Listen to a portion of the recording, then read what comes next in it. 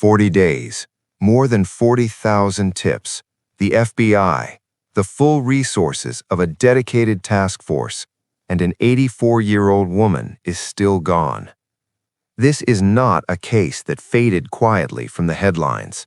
This is a case that the more you look at it, the more you realize most people following it have only seen the surface. Today, we go deeper. We go inside that house. We look at what the evidence actually says, not the press conference version, not the reassuring statements, but what the physical record and the investigators who have spoken publicly tell us happened in that quiet desert home in the Catalina Foothills on the morning of February 1st, 2026. By the end of this video, you will understand why forensic professionals, retired federal agents, and the family of Nancy Guthrie are all asking the same question. Was this handled the way it should have been? And more urgently, who is still out there right now who knows exactly what happened? Stay with me, because what comes next changes the way you see this entire case. If you are new to this channel, hit subscribe right now and turn on notifications. This channel covers cases like this one the way they deserve to be covered.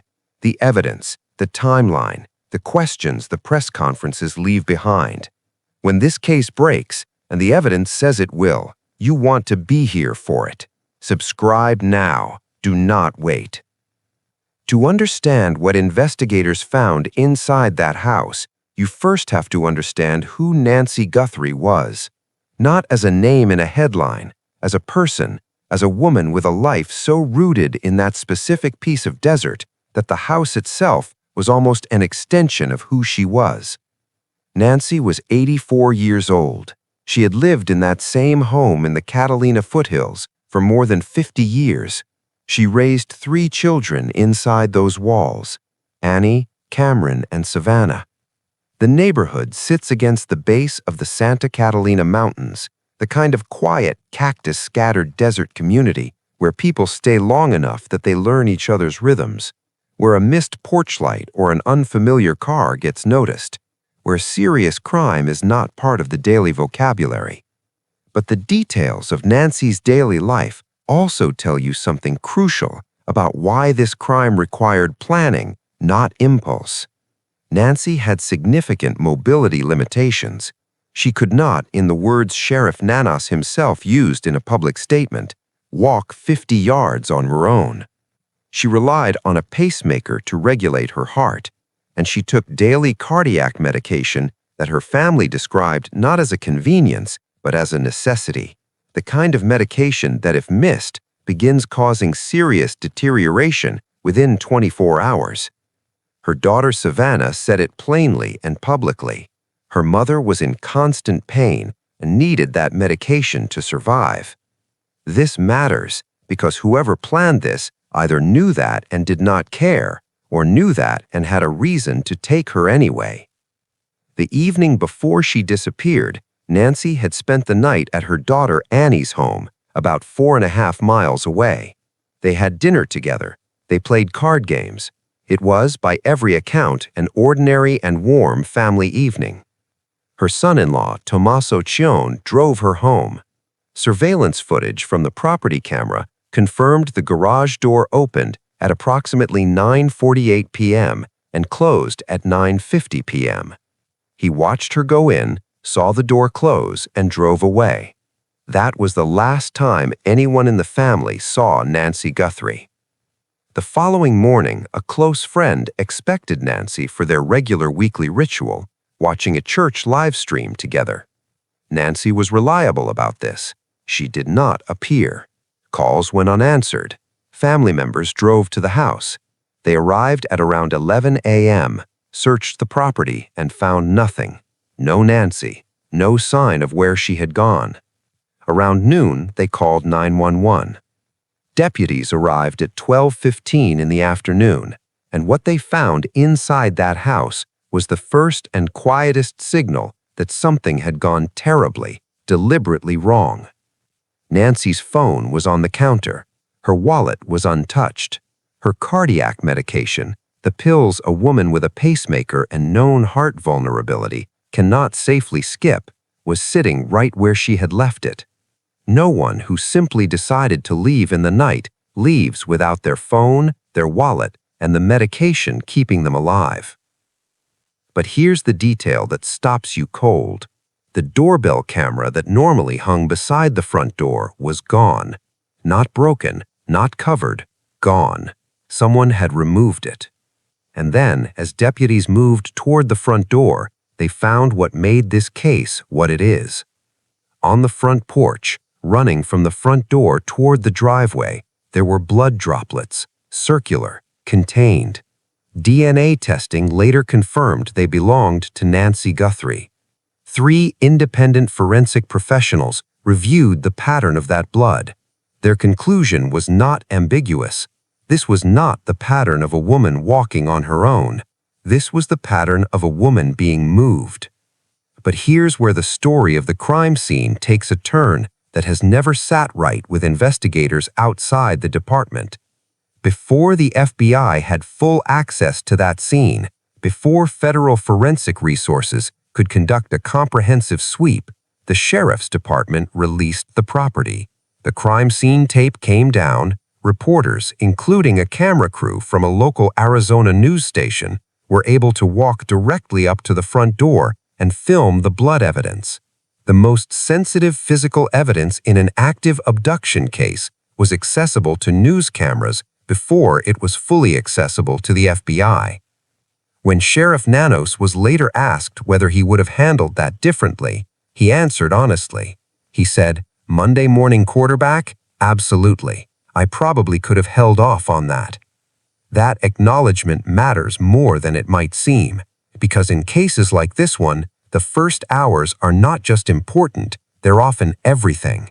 And the decisions made before dawn on February 1st created problems that the investigation has been working around ever since. But before we get to those problems, we need to go back to that porch, because the blood is only part of what investigators found. The bigger question, the one that reframes this entire case, is what was already missing before Nancy disappeared, and what the person who took her left behind that told investigators exactly how much he already knew about the inside of that house. Now, look carefully at what that camera caught before the suspect destroyed it. He appeared on that porch at precisely 1:47 in the morning. Full face, black ski mask, black gloves, light-colored pants, a dark jacket, a 25-liter Ozark Trail hiking pack on his back, a holstered firearm strapped to the front of his chest, not at the hip, not on the back, centered on his chest for immediate forward access, and in his mouth, held between his teeth so both hands stayed free, a penlight. He walked directly toward the camera. He studied it. He raised a gloved hand to block the lens. He pulled vegetation from the garden bed to obstruct the view. And then he physically removed the entire device from the wall and took it with him. He took it because he understood something most people would not think about at 2 in the morning in the dark. He understood that physical hardware holds data. He was right to know that. He was wrong to think taking it would be enough. The FBI worked with Google engineers for approximately 10 days to recover what digital forensic specialists describe as residual data, fragments of information that persist in cloud infrastructure even after a device has been physically removed, even after its recordings have been flagged for deletion. The director of the digital forensics program at George Mason University explained the principle publicly. Removing a recording device from the wall stops the recording, but what had already been captured often continues to exist in cloud systems in a temporary state before it is permanently overwritten. The FBI found what was in that temporary state. They recovered imagery that the suspect had every reason to believe was gone. That recovered footage confirmed 2 things that became central to the entire investigation. The first was the detailed appearance of the man on that porch, his height, his build, his equipment, the systematic and deliberate way he moved, every detail documented, every detail now part of the most widely circulated suspect image in recent American missing persons history. The second was something quieter and far more unsettling. The recovered data included a second set of images showing a figure at that same property, but without the backpack, without the front-mounted holster. The Pima County Sheriff's Department was careful with this. Their official statement was that no date or timestamp was associated with those images, and that any suggestion they were taken on a different day was speculative. They did not confirm a prior visit, but investigators requested surveillance footage from every neighbor within a 2-mile radius going back to January 1st, a full month before the abduction. That kind of canvass is not routine. You do not go back a full month without a reason, and the reason investigators had is one of the most important unspoken facts in this entire case. They believed someone had been in that neighborhood before the night Nancy disappeared. The pacemaker data closed the 41-minute window on the other end. At 2:12 in the morning, a second camera on the property registered a motion detection event. No video, because that camera subscription level did not include recording, but a hard timestamp. Something was moving at that location at that moment. Then, at 2:28 in the morning, the Bluetooth connection between Nancy's Apple Watch and her phone dropped. Bluetooth operates within approximately 30 feet. When that sync broke, Nancy was no longer within 30 feet of the phone she had left on the counter. She had crossed the threshold. She was outside. She was in a vehicle. She was gone. The last digital signal from her body placed her departure from that property at 2:28 in the morning on February 1st. Now think about what those 41 minutes actually meant for an 84-year-old woman with a pacemaker, awakened from deep sleep at 2 in the morning. A sleep specialist who analyzed this case publicly described the cardiac risk profile in exact terms. Deep sleep involves significant suppression of standard cardiovascular regulation, an abrupt transition out of that state, triggered by fear, by disorientation, by forced physical movement, by the presence of people who shouldn't be there, creates documented cardiac stress that in elderly patients carries the potential for serious cardiac events. The specialist described the risk as very high, and she noted specifically the combination, the hour, the age, the pacemaker, the nature of the awakening. Nancy did not need to be physically harmed for her body to already be in a medical crisis from the very first second of those 41 minutes. Now, here is where the evidence stops being just about what happened on that porch and starts being about how deeply this was planned before anyone ever stepped foot on it. 2 days after Nancy disappeared, a ransom note arrived. Not the day of, not the following morning, 2 days later. And what was inside that note stopped investigators cold, because the person who wrote it knew things that have no innocent explanation. The note referenced the location of Nancy's Apple Watch inside the house, the specific location, not a guess, not a general description, the location. It referenced the condition of a broken floodlight in the backyard, a detail so specific, so interior, so completely invisible from any public angle that investigators were forced to confront the question directly. This person had been inside that house before. Not on the night of the abduction, before. You do not learn where an Apple Watch is kept from driving past a house on a desert road at night. You do not learn that a floodlight in the backyard is broken from standing at a front door for 41 minutes. You learn those things from being inside, from walking those rooms, from having time to notice. That knowledge, embedded in a ransom note that arrived 2 days after Nancy was taken, is the single most important piece of evidence in establishing what kind of crime this actually was. This was not opportunistic. This was not random. Someone chose Nancy, chose that house, chose that night, and had spent time inside those walls before the night they came back to take her. And then, buried inside the footage from that porch, retired FBI agent Jennifer Coffendorfer noticed something the public conversation had almost entirely missed. Visible in the pocket of the suspect's jacket was an object, square in shape, an antenna protruding upward. Coffindoffer's assessment, shared publicly in social media posts and in interviews with Newsweek, was specific. That was a handheld walkie-talkie, not a cell phone, not a Wi-Fi jammer, a two-way radio. And she made the implication directly. A walkie-talkie means someone on the other end of the channel. People using walkie-talkies do not register on cell towers. They leave no digital trail. Whoever planned this was sophisticated enough not to use phones. That's why geofencing, the technology investigators use to identify all mobile devices in a geographic area during a specific time window, produced no usable leads. There was nothing to find because they were never on the cell network to begin with. Coffindoffer's conclusion was firm. This abduction was not committed by one person. The coordination required to disable the camera, manage the property, and move an 84-year-old woman across a porch and into transport required more than one set of hands, and the walkie-talkie confirmed that the man on that porch was in real-time contact with someone who never appeared in any of the recovered footage. If you have made it this far, you already understand why this case is different. Drop a comment below right now with one word that describes how this case makes you feel. I read every single one.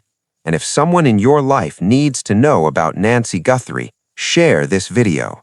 One share, one person who recognizes that jacket, one person who knows that build, or that walk, or that voice on the other end of a walkie-talkie could be the thing that changes everything.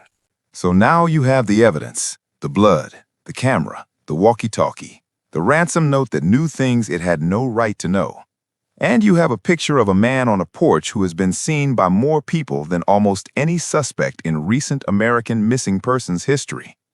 But understanding where this case stands today also means understanding what happened inside the investigation itself, because the friction between the agencies working this case is not a sideshow. It is part of the story. The FBI built a serious infrastructure around this case fast. Video analysis resources were physically relocated to Phoenix to handle the volume of surveillance footage being reviewed. 4 Pima County Sheriff's detectives and a sergeant were moved full-time into the FBI's Tucson field office to work exclusively on Nancy. The reward pool climbed past $1.2 million. The family committed $1 million of their own, payable only on Nancy's recovery. The FBI doubled its offer to $100,000. Private donors pushed the total higher. A retired FBI special agent described the case to Newsweek in one phrase: red hot. Up to 100 agents and analysts working all actionable leads. That is not a case going cold. That is a case with everything pointed at one target.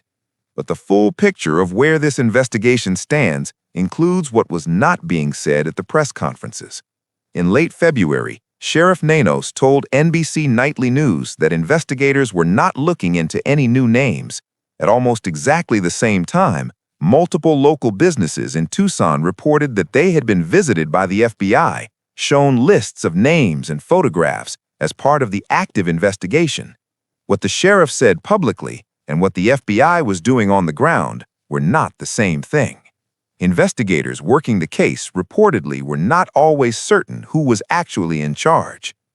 Then came the decision that caused the loudest rupture between the two agencies. The DNA recovered inside Nancy's house, the sample that Nanos himself called the most critical evidence in the entire case, needed to be processed. The FBI made a specific request: send it to the National Crime Laboratory in Quantico, Virginia, one of the most advanced forensic processing facilities on the planet. Nanos declined. His department sent the evidence instead to a private laboratory in Florida, with which Pima County had an existing contract.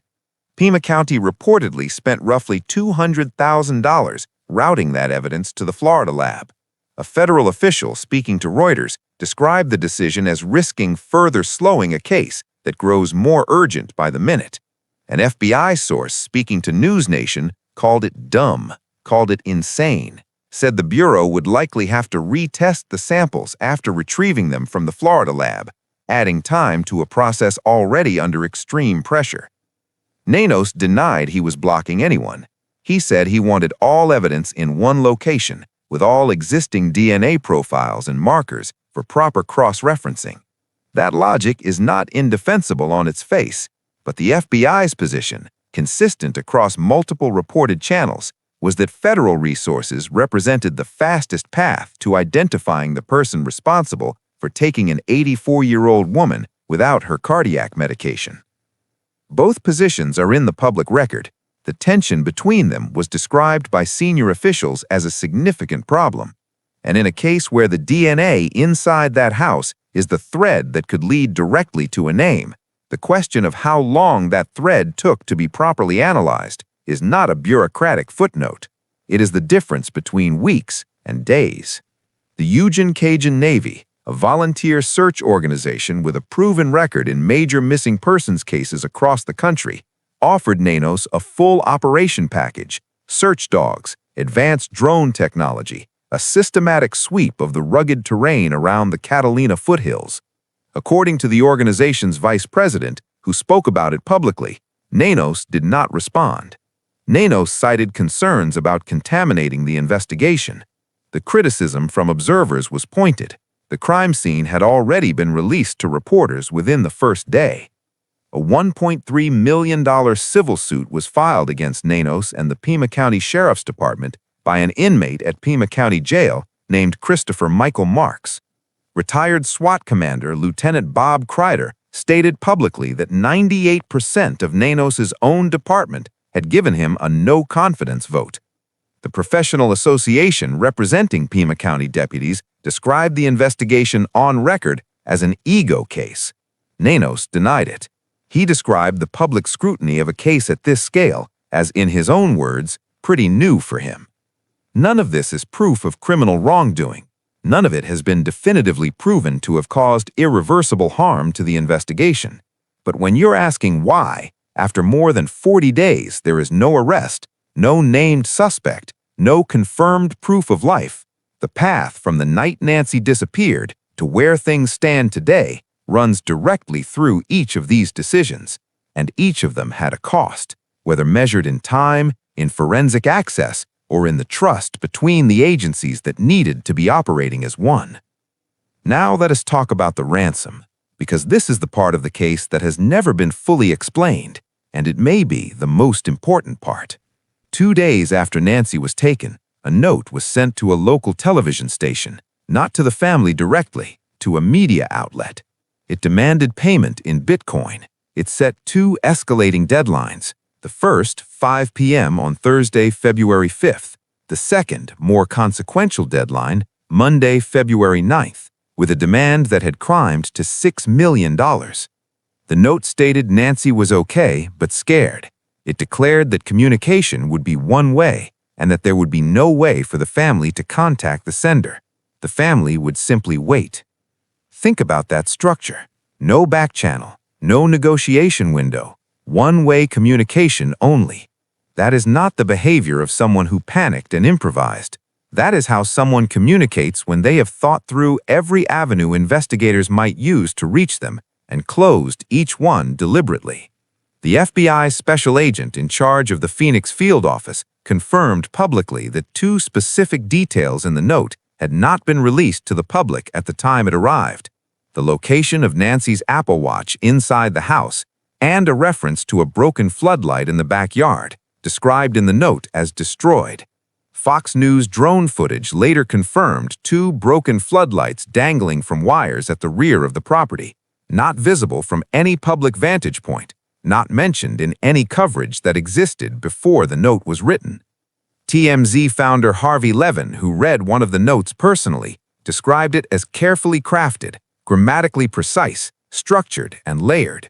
A KGUN anchor who received the first note at her station said it contained information that only someone who had actually been there when Nancy was taken would know. The family said publicly they were willing to pay. Savannah Guthrie recorded a direct video appeal, coordinated with FBI negotiators, addressed to whoever was holding her mother. Cameron Guthrie made his own appeal at the time of the first deadline. The $6 million deadline came, the money was available, and whoever wrote those notes, with knowledge only someone inside that house could possess, never wrote again. No proof of life, no instructions, no response to any appeal the family made. The silence was immediate and complete. Sheriff Nano said it himself in a candid moment in an interview with the Daily Mail. He said the motivation for this crime was where he got stuck. He asked openly whether the ransom was genuine or whether it was something else entirely, whether the motivation was money or something more personal. His exact words, "Is it really for money or is it for revenge for something?" That question, spoken aloud by the lead sheriff in an active abduction case, has no public answer. A demand was made for $6 million. The deadline passed, the money was available, and whoever wrote those notes, with knowledge only someone inside that house could possess, never wrote again. Now step back and look at what the evidence actually says when you put it all together. This was not random. A man who held a penlight between his teeth to keep both hands free while he systematically disabled a security camera had either done things like this before or prepared for it in obsessive detail. A walkie-talkie in his pocket meant someone else was listening in real time, someone who never appeared in any of the recovered footage and left no digital trail because they were never on a cell network. A ransom note that arrived 2 days later with knowledge of the exact location of an Apple Watch and the exact condition of a broken backyard floodlight meant that the person or persons responsible had walked through that property before the night they came back to take her. Investigators requested footage going back a full month for a reason. The blood on that porch, analyzed by 3 independent forensic professionals, told the story of a woman being moved, not walking. And the 41-minute window, bracketed by a camera going dark and a pacemaker sync going silent, told the story of something planned, executed, and completed with deliberate speed. The suspect walked onto that porch under his own face, hidden behind a mask, but in front of a lens that captured his height, his build, the way he moved, the equipment he carried, and the systematic calm with which he operated. That footage has been in every major news outlet and across every social media platform in the English-speaking world. Someone who knows him has already seen it. Someone who recognizes that jacket, or those light-colored pants, or the way that particular person stands in a doorway, has already seen it. Retired FBI agent Jennifer Coffindaffer said it plainly. The number one way this case gets solved is someone who knows him coming forward, not because the forensic work will not eventually get there on its own, it likely will, but because the fastest path between where this investigation stands today and an arrest runs through a person, not a laboratory. The tip lines are open right now. The FBI can be reached at 1-800-CALL-FBI. Tips can be submitted online at tips.fbi.gov. The Pima County Sheriff's Department is reachable at 520-351-4900. All tips are handled anonymously. The reward for information leading to Nancy's recovery or the arrest and conviction of anyone involved stands at more than $1.2 million. Somewhere in this country, there is a person who knows exactly what happened in those 41 minutes. Who was on the other end of that walkie-talkie? Who drove the vehicle captured on a Ring camera at 2:36 in the morning, 2.5 miles away? Who watched while someone walked up to an 84-year-old woman's front door with a penlight in their teeth and a plan they had come to that property at least once before to work out? Nancy Guthrie is not a story. She is a mother. She is a grandmother. She is a woman who raised 3 children in that house over 50 years and who deserves to be found. Before we close today, a very special thank you to the Audiobook VN community. You have been showing up, sharing these videos, and keeping this conversation alive in a way that genuinely matters. Because of you, this story keeps reaching new people. And in a case like this one, reach is everything. One more person who sees this video, one more person who recognizes that jacket, one more person who finally makes the call they have been sitting on. That is how cases like this break. If you are part of that community and you haven't subscribed yet, do it right now. We are not done with this case. The story is still moving. And when the answers finally come, when the arrest is made, when the mask comes off, when the full truth of what happened in the Catalina Foothills on the morning of February 1st is finally told, you will want to be here for it.